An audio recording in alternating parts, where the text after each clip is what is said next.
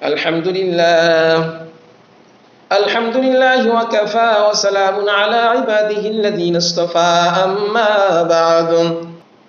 প্রিয় বন্ধুগণ আমার, আমরা আজ 11তম রোজায় উপনীত হয়েছি। দান সদকা ও মানবতার রোজা। প্রিয় ভাইরা আমার, রমজান মানে দান সদকা করা। রাসূল সাল্লাল্লাহু আলাইহি ওয়াসাল্লাম ছিলেন সবচাইতে দানশীল। আর রমজানে তিনি আরো বেশি দান করতেন।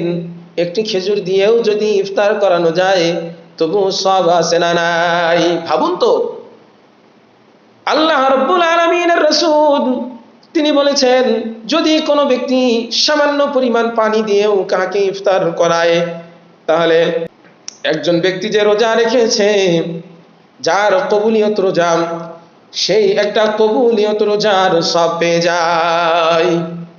এতে করে যাকে ইফতার করানো হয় তার রোজার একটুও কমতি হয় না। ভাবুন তো একবার, আমাদের সামান্য টাকায় কারো ইফতার হয়, কারো মুখে হাসি ফুটে ওঠে, কারো দোয়া পাই, এটাই তো আসল সম্পদ। মনে রাখবেন বন্ধুগণ, দান করলে সম্পদ কমে না, বরং বরকত বাড়ে।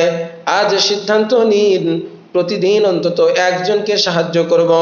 রমজান আমাদের স্বার্থপর নয়, দয়ালু বানাতে এসেছে। আল্লাহ রাব্বুল আলামিন আমাদেরকে দানশীল হওয়ার তৌফিক দান করুন। আমিন।